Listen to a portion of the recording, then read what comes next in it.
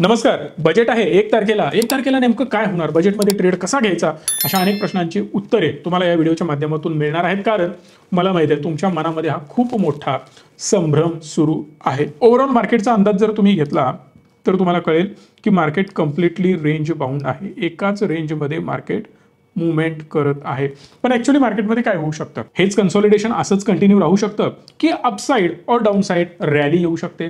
याचं रिझन मी तुम्हाला सांगतो. माझ्या मतानुसार एक साईडला रॅली येणं गरजेचं आहे विदिन 1 वीक. याच्या मागे महत्त्वाचं कारण लक्षात घ्या. एक तर फेडचे रिझल्ट येणार आहेत. दुसरी महत्त्वाची गोष्ट, भारतामध्ये आता खूप मोठमोठे जायंट्स त्यांचे रिझल्ट पण येणार आहेत. म्हणजेच अजून ऑटोमोबाईलचे रिझल्ट आलेले नाहीत, काही बँकिंगचे रिझल्ट अजून पेंडिंग आहेत, FMCGचे काही रिझल्ट पेंडिंग आहेत, काही आलेत, काही यायचे आहेत. या सगळ्या गोष्टींना मिक्सअप करण्यात येईल.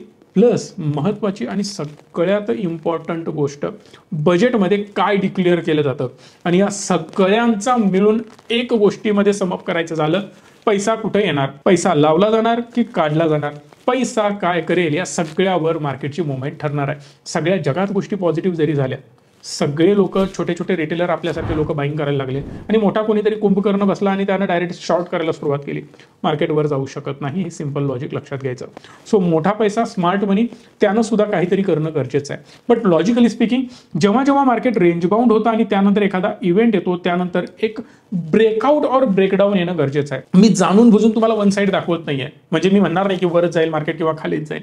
अशा केसमध्ये कसा ट्रेड घेऊ शकतो यावर मी रील बनवली होती, परवा स्ट्रॅटेजी पण सांगितली होती आणि हे सुद्धा मी तुम्हाला सांगितलं होतं की मी 30 तारखेला एक सेपरेट व्हिडिओ बनवेन आणि त्यामध्ये सांगेन नेमकं करायचं काय. याचं उत्तर तुम्हाला आता यामध्ये मिळणार आहे. यासाठी थोडीशी पार्श्वभूमी जाणून घ्यावी लागेल तुम्हाला. 2023च्या बजेटमध्ये मार्केटची अवस्था काय होती. आताचं मार्केट तर तुम्ही व्यवस्थित बघितलंय अशी मी आशा करतोय. पण 2023ला कंडिशन काय होती. एक्झॅक्ट फेब्रुवारी महिना इथं होता आणि एक मोठा डाऊन ट्रेंड होता. यानंतर परत एक अप ट्रेंड आला. बघू शकता चांगल्या लेवल ब्रेक झालेले आहेत आणि मार्केटने वर जाण्याचा प्रयत्न केलेला आहे. यामध्ये कोणालाही शंका असण्याची काहीही गरज नाही. आपण समवेअर अराउंड आता इथं कुठेतरी आहोत, हे पण लक्षात घ्या. अजून थोडंसं मी मागे जातोय. 2023 नंतर येईल 2022. 2022च्या फेब्रुवारी महिन्यामध्ये एक्झॅक्ट 1 तारखेला जर तुम्ही बघितलं, एक डाऊन साइड रॅली आली होती आणि त्यानंतर एक परत अशा प्रकारची मूव आलेली आहे. म्हणजे कुठल्याही वर्षी, आपण जे 2 वर्ष आत्ता बघितले यापैकी कुठल्याही वर्षी मार्केट कन्सॉलिडेशन फेजमध्ये नव्हतं. अगेन 2021 फेब्रुवारीमध्ये सेम इथून मार्केटची मुवमेंट इथं फेब्रुवारी महिना आहे आणि इथून एक अपसाइड खतरनाक रॅली आलेली आहे. मी मुद्दाम तुम्हाला कन्क्लुजनला घेऊन जात नाही आहे अजून, कारण मी जे पुढे बोलणार आहे त्याची पार्श्वभूमी तुम्हाला माहिती असायला पाहिजे. मी कोणत्या लॉजिकनं बोलतोय, का बोलतोय, हे सगळं तुम्हाला समजलं पाहिजे. इथं सेम फेब्रुवारी महिना आहे, एक अपसाइड रॅली आली आणि अगेन खाली येण्याचा त्यानं प्रयत्न केला. पण इथं जर बघितलं तर मार्केट रेंज बाउंड असल्याची चिन्ह मला दिसत आहेत. इन 2020 इथं मार्केट रेंज बाउंड होतं, पण फेब्रुवारी महिन्यामध्ये एक जोरात पुलबॅक आला आणि अगेन त्यानं वर जाण्यास सुरुवात केलेली आहे. आपण कुठे आहोत, आपण समवेअर अराउंड या लेवलला आहोत. आजच्या दिवशीची मी गोष्ट करतोय, 30 जानेवारी 2024ला आज मी हा व्हिडिओ बनवतोय. सो इथून एक जबरदस्त रॅली मला डाऊन साइड मिळाली आहे. चित्रामध्ये दिसताना, ग्राफमध्ये दिसताना, इथं तुम्हाला ऑन पेपर किंवा या स्पॉट चार्टमध्ये ही मुवमेंट छोटी वाटत असेल, पण लक्षात घ्या समवेअर अराउंड याचा जर हाय बघितला किंवा इवन मिड जरी बघितला तर 12,100 पासून समवेअर अराउंड 11,650च्या रेंजमध्ये हा आलाय. जवळपास 500 पॉईंट प्लस मुवमेंट इथं झालेली आहे.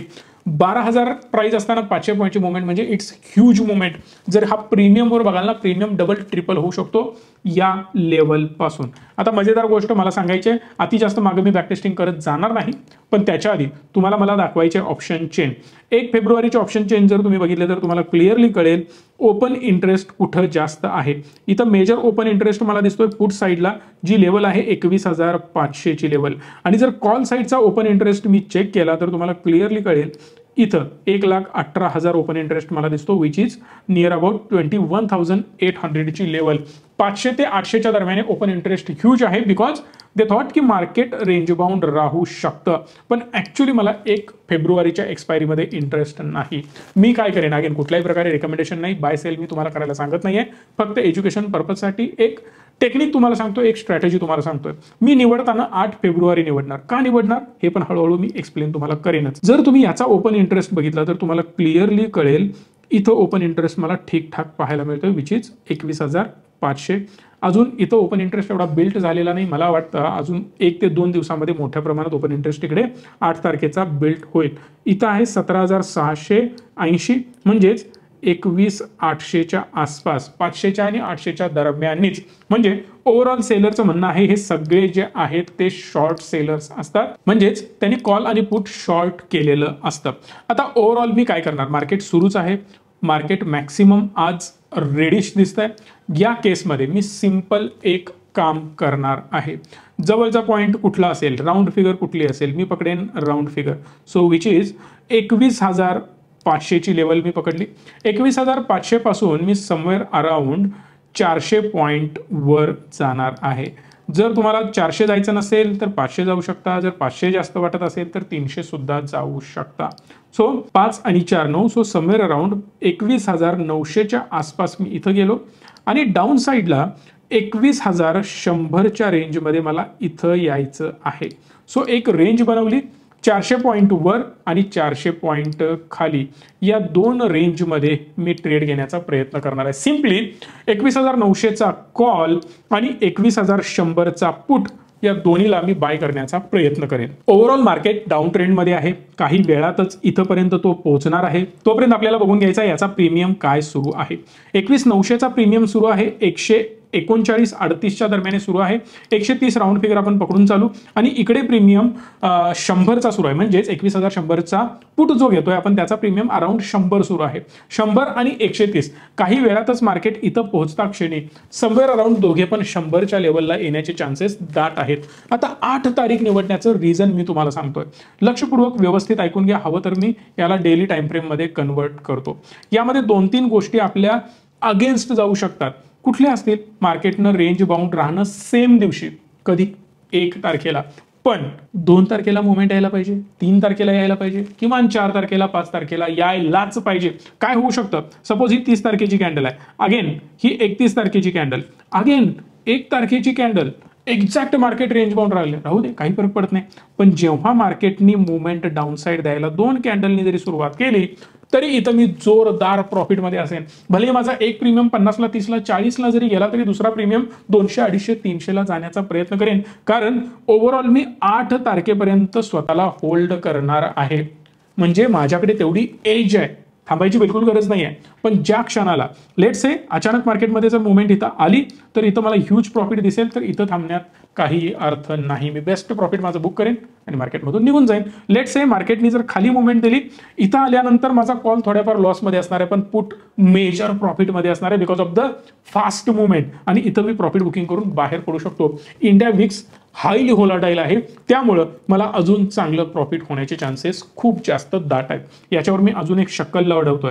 मार्केटनी जर जाणून बुजून रेंज बाउंड राहण्याचा प्रयत्न केला तरी मला काही फरक पडणार नाही. मी त्यासाठी एक काम करेन, लेट्स से दोन्हीचे प्रीमियम 100च्या आसपास आल्यानंतर मी एंट्री घेतलेली आहे, किंवा 110च्या रेंजमध्ये दोन्हीमध्ये मी एंट्री घेतली. चला ठीक आहे, 22 पॉईंट मागे पुढे सुद्धा एंट्री घ्यायला काहीच प्रॉब्लेम नसतो. पण एक एक्झाम्पल मी तुम्हाला देतोय. एंट्री घेतल्यानंतर दुसऱ्या दिवशी किंवा तिसऱ्या दिवशी अगेन याची प्राइस 90ला आली आणि याची पण प्राइस समवेअर अराउंड 90ला आली, म्हणजे दोनही बाजूने मी लॉस घेतोय आणि मार्केट रेंज बाउंड आहे म्हणून तर दोन्हीकडे मला लॉस दिसतोय. पण जर मार्केटमध्ये मुवमेंट असेल तर दोन्हीकडे मला लॉस दिसण्याचा प्रश्नच नाही. म्हणून मी यामध्ये काही क्वांटिटी अजून ऍड करू शकतो. लेट्स से माझं बजेट आहे 1 लाख रुपयांचं. सो इथं मी गुंतवणूक करतानाच करेन 60,000ची, वरचे 40,000 रुपये मी स्टॉकला ठेवेन, किंवा 50,000ची गुंतवणूक मी इथं करू शकतो. उर्वरित अमाऊंट जसं जसं मला चांगल्या लेवलला ते मिळत जातील, रेंज बाउंड मार्केट राहील तसं मी थोड्या थोड्या क्वांटिटी ऍड करत जाईन. परिणामी माझं अजून ॲव्हरेजिंग होत जाईल आणि जेव्हा एक शार्प मुवमेंट येईल, इंडिया विक्स आहे तो फुटणार म्हणजे फुटणार. मग तो कधी फुटेल हे लिहून देता येत नाही आणि जगात कोणीच प्रेडिक्ट करू शकत नाही. आणि end of the day market is a game of probability हे ज्याला समजलं तोच मार्केटमधून पैसा कमवू शकतो. जर तुम्हाला ही कन्सेप्ट कळाली असेल तर डेफिनेटली याचा वापर करा, पेपर ट्रेड करा, शिकून घ्या आणि मग ट्रेडिंगची जर्नी सुरू करा. तुम्हाला माझी मदत हवी असेल तर 100% मी करायला तयार आहे. नंबर आहे, या नंबरला कॉल करा, कोर्स जॉईन करू शकता. A to Z मार्केटचा आम्ही शिकवतोय. जरी तुम्हाला मार्केटबद्दल झिरो नॉलेज असेल, एक स्टॉप लॉस गेला ना साहेब, तर जेवढे पैसे तुमचे जातात तेवढ्याच पैशांमध्ये मी तुम्हाला शिकवण्याचं काम करतोय. आशा करतो तुम्हाला कन्सेप्ट क्लिअर झाले असेल. काही कन्सेप्ट क्लिअर झाल्या नसतील तर मला कमेंट बॉक्समध्ये विचारू शकता. मॅक्सिमम कमेंट्सना मी उत्तर देण्याचा प्रयत्न करेन. मला कधीही कमेंट करा, विचारू शकता. जाता जाता एक महत्त्वाचं काम तुम्हाला करणं गरजेचं आहे. हा व्हिडिओ मॅक्सिमम लोकांपर्यंत व्हॉट्सअप ग्रुप जिकडे तुम्हाला शेअर करता येईल तेवढं करा, कारण बजेटचा एकच दिवस अजून आपल्या हातामध्ये आहे. तोपर्यंत सर्वांपर्यंत ही स्ट्रॅटेजी पोहोचू दे. धन्यवाद. Stay tune and stay positive.